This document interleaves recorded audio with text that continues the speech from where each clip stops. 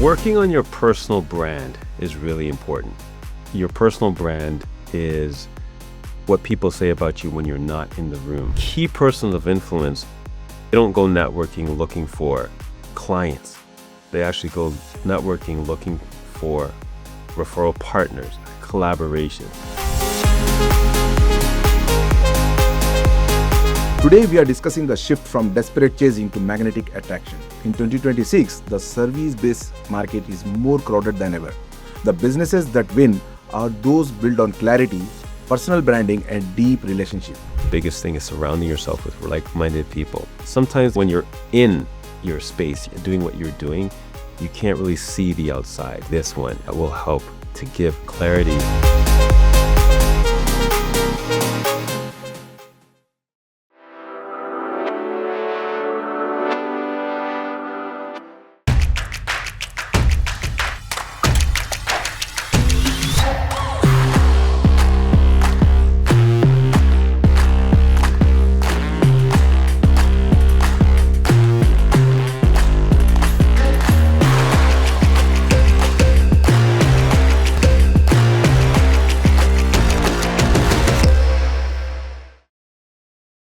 Welcome to the Canadian SME Small Business Podcast. Today we are discussing the shift from desperate chasing to magnetic attraction. In 2026, the service-based market is more crowded than ever.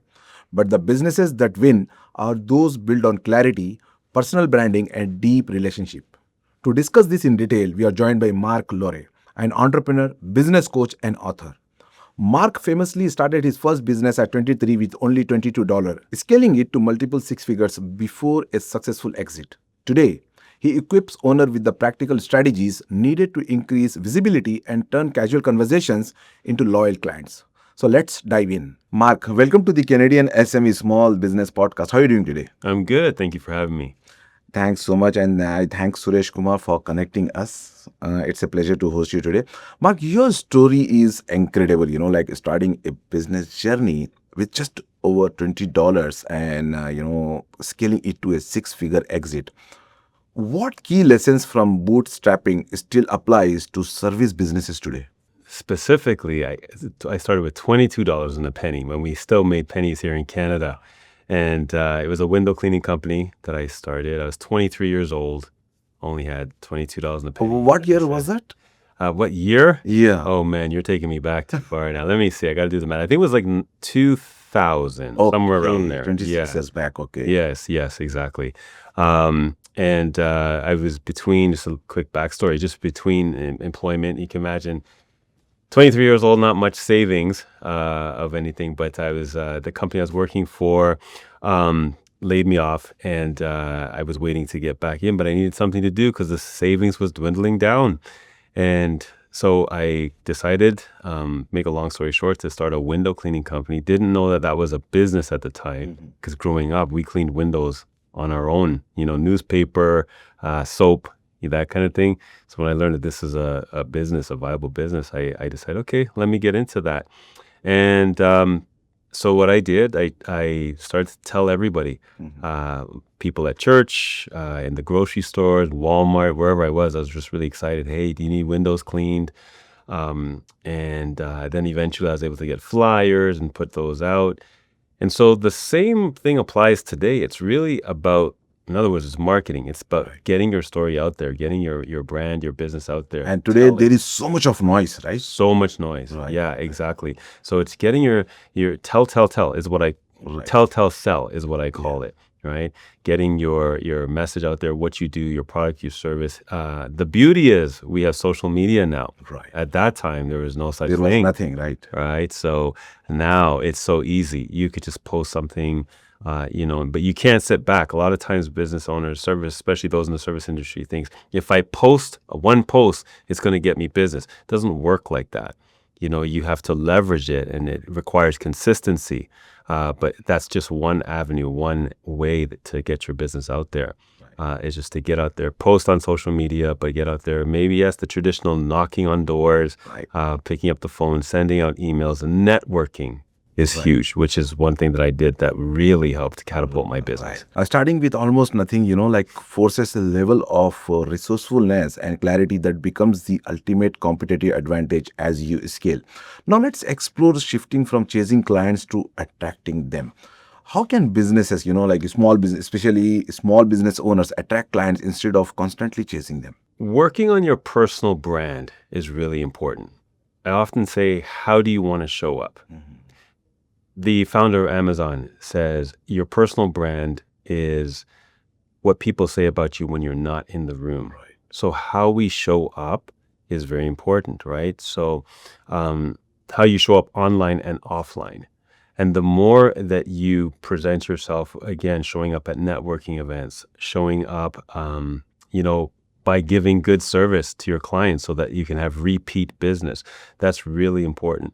I often say that, the more people that spend with you and stay with you, they will share you with others, right? That's the referrals. So one of the things that business owners can do is have a referral program, one or two type of referral programs, where you give some sort of incentive to your customers to send referrals your way. But everyone likes to talk about an experience, whether good or bad, right? And if you give good experience, be excellent always, is what I often say. When you're giving excellent service, then people go and talk about that. They tell their friends, coworkers, family members, because they want them to be a part of that experience that you gave them. And so the more you do that is the less you have to chase. Business, in fact, comes to you. You actually attract business. Mark, you mentioned having a personal brand for the business owner. Can you elaborate more on that, please? This is something that's often overlooked, right? And we just think, go after the business itself. But again, what do you want to be known for in your community? What does your business offer besides just the service itself? And so I often teach my clients as a business coach, your business is when you give back to community. So for example, being, volunteering, getting involved with certain business organizations and things like that gives back to society, gives back to community. When you do that, that is one way that your community will give back to you, right? But working on your personal brand. So for example, with myself, I'm a business coach and a podcast host. And so it's important to be visible, be on platforms like this. I call it OPP, other people's platforms, not OPP like, the song way back in the 90s, right? OPP, others people platform. Other people's platforms, right? And what that basically means is showing up, being, on being a podcast guest, being in rooms and spaces and places where you are visible. And of course, people take photos and video and that kind of thing, and you're on those platforms, right? But again, building your personal brand is just really being intentional about who you are, who you serve, how you serve them, the story that you tell about what your brand is all about, how you help people, right? We have to be really intentional about that. Right. Now let's look at building growth through strong retention strategies. Mark, what strategies help increase revenue through client retentions and good relationships? Excellent service. Be excellent always, right? In everything that you do. When you are giving excellent service, going over and above for your clients, that's retention right there. Again, as I said earlier, people love to share stories of, that experience that they had with your business. And so if you are giving excellent service, people will share that and talk about that. Keeping in touch with your clients, with your customers. Oftentimes, business owners, especially those in the service industry, again, it's chasing after the next dollar, the next sale. Right. But what about checking up with your client, following up? How was that service? It's been about 6 months, 3 months. Are you satisfied with the product or service that you purchased from us? Birthdays, anniversaries, all these little touch points, how are you doing? Right. A lot of times I send out messages to clients, even if they're not even clients, just people that I may have Even if you given a did business with proposal. them in the past, but you keep in touch with them, right? Exactly. Right. How you doing? How's that thing coming along that you were working on?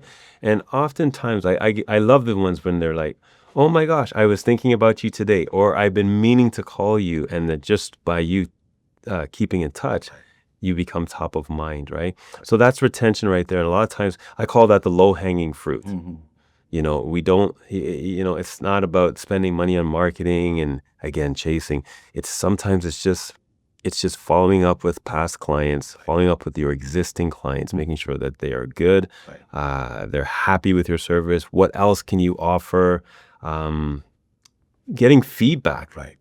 having your customers being a part of your growth process. We're thinking about rolling out another option or offer.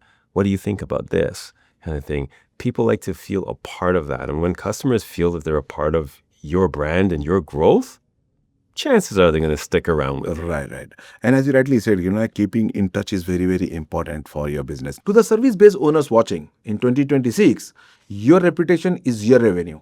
If you feel stuck in a cycle of feast or famine, it's a time to listen to someone who has built and sold a six-figure brand from scratch. Mark Lorray coaching is all about giving you the clarity and confidence to lead your industry. With new growth collaborations on the way, now is the time to refine your positioning. Visit marklorray.com to see how you can stop the chase and start building a business that works for you. Don't let your $22 idea stay small. Turn it into your six-figure reality. We are going to take a short break.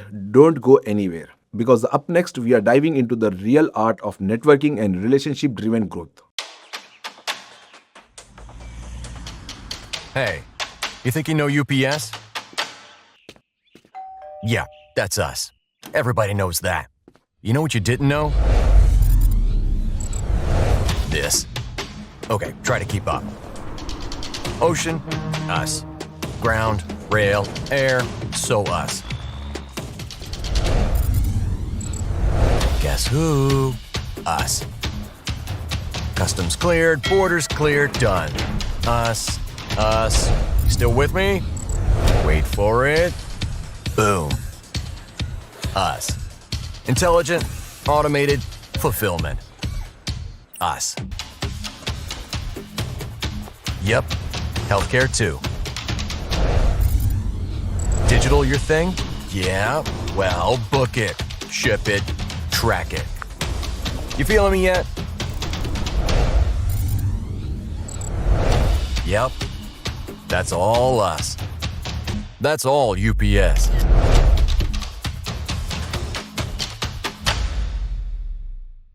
Welcome back, everyone. Let's jump right in and explore how authentic networking can open doors, build trust, and create long-term business opportunities. Now let's explore how networking drives trust and opportunity. Mark, how can networking be done in a genuine and relationship-driven way? I love that you say that, because I hate going to networking events where someone drops their business cards. Like they just go around the room and dropping business cards at everybody. That's not authentic. The key word is authenticity. You have to be authentic when you're networking. I was reading a book by Daniel Priestley, Key Persons of Influence. Okay. And in that book, he says, first of all, we have to become key persons of influence. That goes back to your personal brand and building your personal brand. Who do you want to be known for? What do you want to be known for? How do you show up? And the more that you're known and trusted, because people do business with who they know, like, and trust. Right. You're building that brand. You're becoming a person of influence. But key persons of influence, they don't go networking looking for clients. They actually go networking looking for referral partners, collaborations, opportunities where they can help another business owner to grow by either sending them business or referrals, whatever it is, So being authentic and being real, it's not about you. When you go to a networking event, asking the right questions, beyond just, what do you do?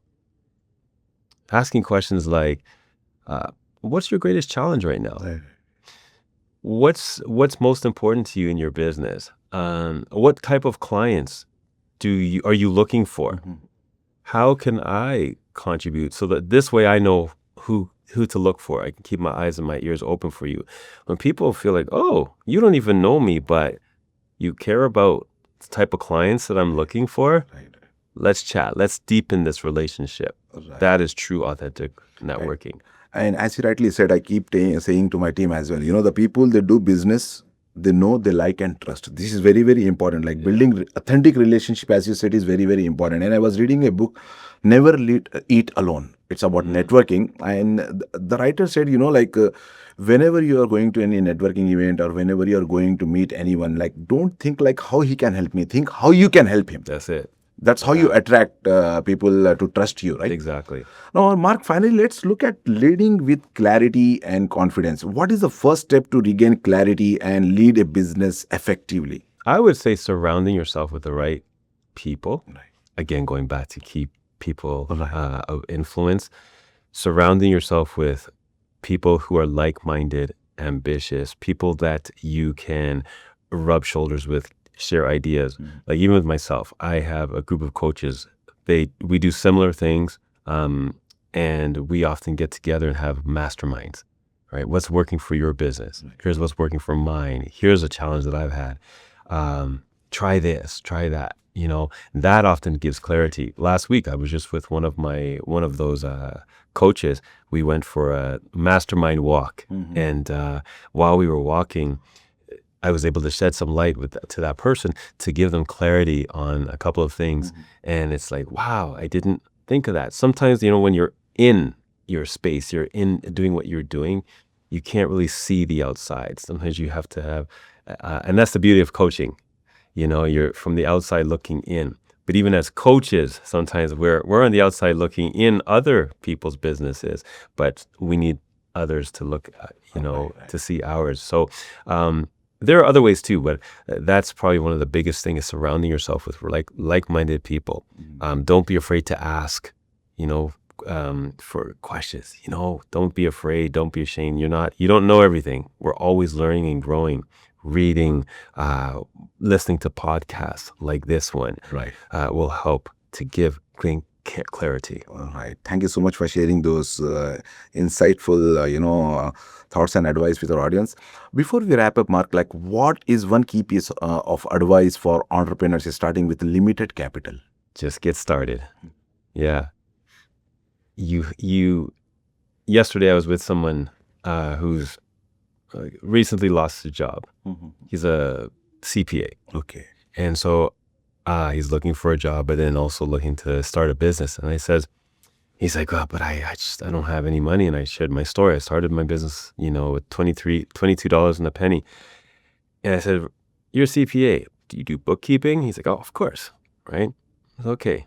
You're here right now where there's a number of business owners, right? Besides myself. Right. It's a room full of business owners. You do bookkeeping. Someone in this room might need bookkeeping. Right? And there's other things that you can do also with where you're at. So I said, right now, if you were to ask one person, if they need a bookkeeping service, now one person says, oh my gosh, yes, I do. I'm looking for someone. Are you able to help that person right now? Yeah.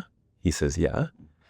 How much money do you need to get started to do? He's like, they need to give me their stuff and pay me. Right. Good. Just get started. Right. When you get started based on your limited resources, and here's the thing, tap into resources that are out there, maybe grants. Again, don't be afraid to ask others. Networking is key because someone else can open a door for you, an opportunity, lead you to someone who can open up an opportunity for you. It's just wherever you are, don't focus on where you are. Focus on where you want to go. Opportunities will come from that. Right? We're limited in so many ways. Right? There's ups and downs. Business entrepreneurship is all about ups and downs and doors opening, doors closing all the time. But if we focus on doors closing, then we won't build a business. You wouldn't be where you are today. I wouldn't be where I am today. We focusing on, okay, the next door, the next opportunity.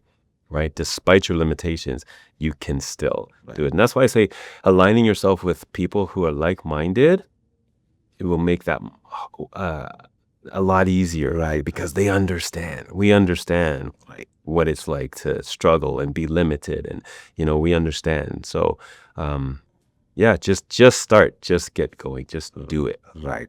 Thank you so much, Mark, for sharing your advice and your insights with our audience today. It was a great pleasure hosting you. Thank you so much, and glad to be here. Thank you for having me. Thank you. That was Mark Lorray from Mark Lorray Coaching, a masterclass in client attraction, the power of bootstrapping, and how to build a six-figure service business with clarity in 2026. Thank you for tuning into the Canadian SME Small Business Podcast. Be sure to subscribe and visit CanadianSME.ca for more resources. To learn more about how we are supporting the ecosystem, please visit the Canadian SME Small Business Foundation at smbfoundation.ca. A special thank to our partners UPS and ADP, our HR partner, for their ongoing commitment to empowering small businesses across Canada.